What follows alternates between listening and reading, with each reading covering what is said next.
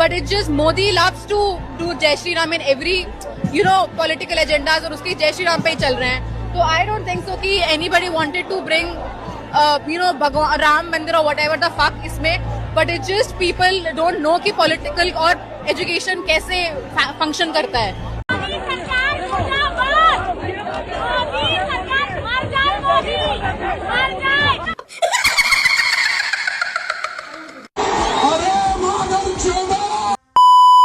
ఈ వీడియో చేయడానికి ఒక ముఖ్యమైన కారణం ఉంది.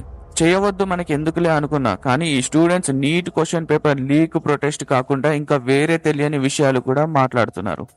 ఈ వీడియో నేను వ్యూస్ కోసమో లేదా లైక్స్ కోసమో చేయట్లేదు, నా ధర్మాన్ని కాపాడుకుందామని చేస్తున్నాను. Point number 1, NEET exam paper ఎలా లీక్ అయింది. పాయింట్ నంబర్ 2, సిజేపీ అనే పార్టీ ఎలా క్రియేట్ అయింది, అసలు ఎందుకు క్రియేట్ చేశారు. పాయింట్ నంబర్ 3, అసలు వీళ్ళంతా ప్రొటెస్ట్ ఎందుకు చేస్తున్నారు, నీట్ ఎగ్జామ్ పేపర్ లీక్ అయినందుక లేదా వేరే ఏమైనా ప్రొపగండా క్రియేట్ చేయడానిక. పాయింట్ నంబర్ 1, సిజేపీ అనే పార్టీ ఎలా క్రియేట్ అయింది. ముందుగా సిజేపీ అంటే ఏంటో తెలుసుకోండి. అంటే ఏంటో కాదు, కాక్రోచ్ జనతా పార్టీ. అరే మీకు అసలు బుర్రుందారా? కాక్రోచ్ ఏంటిరా పార్టీ పేరు? ఇంకా దీన్ని క్రియేట్ చేసినోడికి ఏమో పనిపాట లేదు. వాడి గురించి చెప్తా వినండి. వాడి పేరు అభిజిత్ దిప్కే. వీడు పెరిగింది దళిత్ ఫ్యామిలీలో. వీళ్ళ తాత చాలా స్ట్రగుల్స్ చేశారు పోవర్టీలో, అది 1970లో. కానీ వీడి ఫాదర్ మాత్రం వాళ్ళ విలేజ్ లో ఫస్ట్ ఇంజనీర్. కట్ చేస్తే వీడి జర్నలిజంలో అండర్ గ్రాడ్యుయేట్ డిగ్రీ కంప్లీట్ చేశాడు. ఇంకా ఇప్పుడు అసలు మలుపు తిరిగింది వీడి లైఫ్ లో. ఎప్పుడైతే లాక్డౌన్ స్టార్ట్ అయిందో అంటే 2022-2023లో వీడు ఆమ్ ఆద్మీ పార్టీలో వాలంటీర్ గా ఉండేవాడు. సిజేపీ అనే పార్టీని క్రియేట్ చేయడానికి ఒక మెయిన్ రీజన్ ఉంది. ఏంటంటే chief justice of India Suryakant, ఈయనని గుర్తుపెట్టుకోండి, లాస్ట్ లో మాట్లాడుకుందాం. ఈయన మరియు కొందరు other party leaders unemployed youth ని కాక్రోచెస్ అండ్ పారాసైట్స్ తో పోల్చడం వల్ల 2026 మేలో దీప్కే సిజేపీ పార్టీని క్రియేట్ చేశాడు. ఆ అవమానకరమైన వాక్యాలను విని దీప్కే దీన్ని ఒక ఆన్లైన్ సెలక్ట్రికల్ మూవ్మెంట్ గా మార్చాడు. అది అంతే ఫాస్ట్ గా మిలియన్స్ ఆఫ్ ఫాలోవర్స్ ని తెప్పించింది. Point number 2, NEET exam paper ఎలా లీక్ అయింది. ముందుగా నీట్ ఫుల్ ఫామ్ ఏంటో తెలుసుకుందాం. National eligibility entrance test. ఎందుకు చెప్తున్నానంటే కొంతమంది ఈ ఎగ్జామ్ రాయడానికి వచ్చిన వాళ్ళకు కూడా తెలియదు నీట్ సిబిఎస్ఈ ఫుల్ ఫామ్స్. ఈ ఎగ్జామ్ ని NTA, India's national testing agency వాళ్ళు కండక్ట్ చేస్తారు. ఈ ఎగ్జామ్ May 3, 2026 జరగాలి. దానికి 2.27 మిలియన్స్ ఆఫ్ ఆస్పిరెంట్స్ వస్తారు. కానీ అప్పటికే ఎగ్జామ్ క్యాన్సిల్ చేశారు. ఈ కాంట్రవర్సీ ఇప్పుడుది కాదు, ఇలా 2019-2024లో కూడా జరిగింది. NMC act in 2019. అలాగే May 5, 2024లో కూడా same NEET undergraduate exam paper social మీడియాలో లీక్ అయింది. కానీ ఈసారి కూడా సేమ్ అలాగే May 3న జరిగిన ఎగ్జామ్ తర్వాత రాజస్థాన్ లోని షికర్ వంటి ప్రాంతాల్లోని కోచింగ్ సెంటర్స్ లో వాట్సాప్, ఇన్స్టాగ్రామ్, టెలిగ్రామ్, ఎక్స్ లో ఒక గెస్ట్ పేపర్ లేదా క్వశ్చన్ బ్యాంక్ ని లీక్ చేశారని అలిగేషన్స్ వచ్చాయి. మెయిన్ గా కెమిస్ట్రీ అండ్ బయాలజీ. ఇందులో ఉన్న చాలా క్వశ్చన్స్ కి రియల్ ఎగ్జామ్ లో ఉన్న పేపర్ కి సిమిలర్ గా మ్యాచ్ అవుతున్నాయంట. రిపోర్ట్స్ ప్రకారం దాదాపు 120 క్వశ్చన్స్ ఓవర్లాప్ అవుతున్నాయంట. షీకర్ కి చెందిన కెమిస్ట్రీ టీచర్ శశికాంత్ సుత్తర్ ఏం చెప్తున్నారు అంటే లీక్ అయిన క్వశ్చన్ పేపర్ ని కరెక్ట్ గా అబ్జర్వ్ చేస్తే 140కి పైగా క్వశ్చన్స్ మ్యాచ్ అవుతున్నాయని ఇన్ఫర్మేషన్ ఇచ్చాడు. రాజస్థాన్ పోలీసులు స్పెషల్ ఆపరేషన్స్ గ్రూప్ దీనిపై ఇన్వెస్టిగేషన్ స్టార్ట్ చేయగా కొంతమంది అరెస్ట్ అయ్యారు. తర్వాత ఈ కేసుని సిబిఐ వాళ్ళు టేక్ ఓవర్ చేశారు. May 12, 2026 ఎన్టీఏ అఫీషియల్ గా అనౌన్స్ చేసింది రీ ఎగ్జామినేషన్ ఉంటుందని. ఎక్స్ లో పోస్ట్ చేశారు. దానికి వాళ్ళు డేట్ కూడా ఇచ్చారు, June 21, 2026 అని. రాజస్థాన్ లాతూర్ లోని ఒక కోచింగ్ ఇన్స్టిట్యూట్ కి చెందిన మోక్ పేపర్ లోని 45 క్వశ్చన్స్ లో 42 క్వశ్చన్స్ మ్యాచ్ అవ్వడంతో స్పెషల్ ఆపరేషన్స్ గ్రూప్ దర్యాప్తు ప్రారంభించింది. ఆ పేపర్ కి సంబంధించి మహారాష్ట్రలోని నాసిక్ లో డాక్టర్ శుభం ని పోలీసులు అరెస్ట్ చేశారు. ఇతను ఆ క్వశ్చన్ పేపర్స్ ని 15 లక్షలకు స్టూడెంట్స్ కి డిస్ట్రిబ్యూట్ చేస్తున్నాడు అంట. ఈ నెట్వర్క్ అంతా రాజస్థాన్, మహారాష్ట్ర మరియు ఇతర స్టేట్లకు స్ప్రెడ్ అయింది అని ఇన్వెస్టిగేటర్స్ తెలిపారు.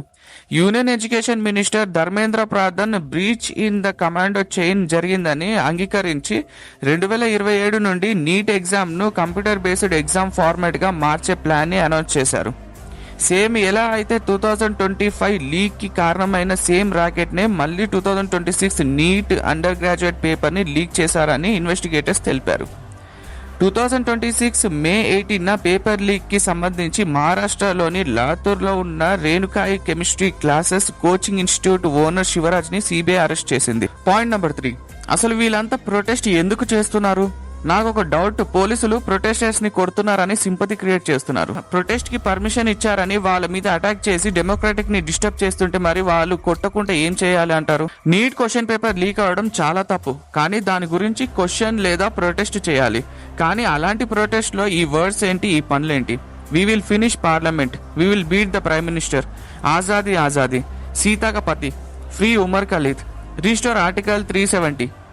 Pakistan, Afghanistan, Palestine flags kuda kanipistunnai. Brahmin fascism. We don't say JSR. We say Jai Bhim. LGBTQ shit. నామ్ రహేగా అల్లాకా. ఇవన్నీ పట్టుకొని స్టూడెంట్స్ ప్రొటెస్ట్ ని పాలిటిక్స్ చేస్తున్నారు. సిజేపీ చేసే పనుల్లో లాజిక్ ఏముంది? లాజికే లేదు, ఏం లేదు. చెక్కగాళ్ళ పార్టీ ఇది. ఒక దానికేమో సిబిఎస్ఈ ఫుల్ ఫామ్ తెలీదు, ఇంకొక దానికేమో రాముడిని తిట్టడం మాత్రమే తెలుసు. ఒకటి గుర్తుపెట్టుకోండి, మా దేవుడిని తిట్టే హక్కు ఎవరికి లేదు. ఒకడు వస్తాడు, అసలు ఫస్ట్ థింగ్ ఏంటంటే వాడికి సినిమాల్లో ఛాన్స్ ఇవ్వకుండా ఉంటే మంచిగుండేది. వీడి నోటి నుండి కూడా నీతులు వినాల్సి వస్తుంది. గుర్తుపెట్టుకోరా రే, నువ్వు వర్క్ చేసిన ప్రతి ఒక్కరూ సనాతనియే. అవును, మా అందరికి ఒక క్వశ్చన్, నీకు కట్న అయిందా అంటే జస్ట్ ఆస్కింగ్ అంతే. ఒక చెక్కగాడు వచ్చి fuck Indian army, fuck everything అంట. అరే ఓ, మనం ఇంట్లో పీస్ఫుల్గా ఉంటున్నామంటే దానికి కారణం one and only reason Indian army. Pulwama attack, Pahalgam attack కి బయటికి రాని నా కొడుకులు కూడా ఇప్పుడు మొరుగుతున్నారు. అయిన 20 days జంతర్ మంతర్ ని పోలీసులు ఆపలేదు కదా, అది డెమోక్రసీకి రెస్పెక్ట్ ఇచ్చినట్టు కాదా? ఇప్పుడు ప్రొటెస్ట్ చేసే వాళ్ళంతా లిమిట్స్ దాటితే కంట్రోల్ చేసే డెమోక్రసీ అంటారా? భారత్ లో ప్రతి ప్రొటెస్ట్ కి ఒకటే స్క్రిప్ట్, రాముడిని తిట్టడం, హిందుత్వాన్ని తిట్టడం, మోడీని తిట్టడమే. నిరసన చర్చలకు పరిష్కారాలు ఎక్కడున్నాయి? నిందలు, దూషణలు, గందరగోళమే ఉన్నాయి. నేపాల్ లాంటి పరిస్థితి వస్తుంది. సల్మాన్ ఖాన్ కూడా ఎక్స్ లో ట్వీట్ చేశాడుగా, ఆయన కూడా ప్రొటెస్ట్ కి బాగానే సపోర్ట్ చేశాడు. మీకు నీట్ ఎగ్జామ్ పేపర్ లీక్ వల్ల సపోర్ట్ కావాలంటే అందరూ చేస్తారు, అంతేకాని అది వదిలేసి మీరు చెప్పినవన్నీ చేస్తూ పోతే అంతే. ఇంకా దానికి సంబంధించి మోడీ కూడా ఇన్స్టాగ్రామ్ లో ఒక video release చేశారుగా.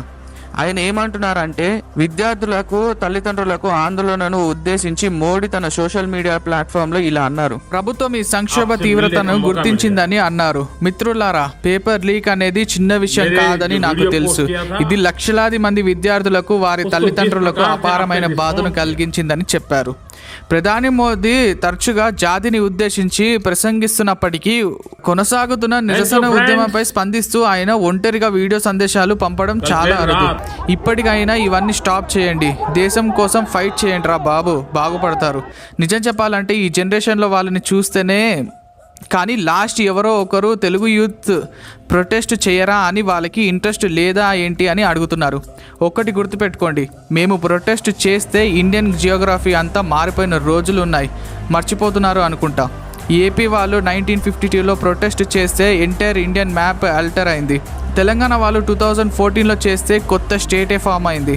We people know when to do, what to do, and when we do we make sure the government bends. చరిత్రని మర్చిపోకండి, తెలుగు యువతని తక్కువ చేయకండి. कभी इसमें पढ़ने की इच्छा रखी, क्योंकि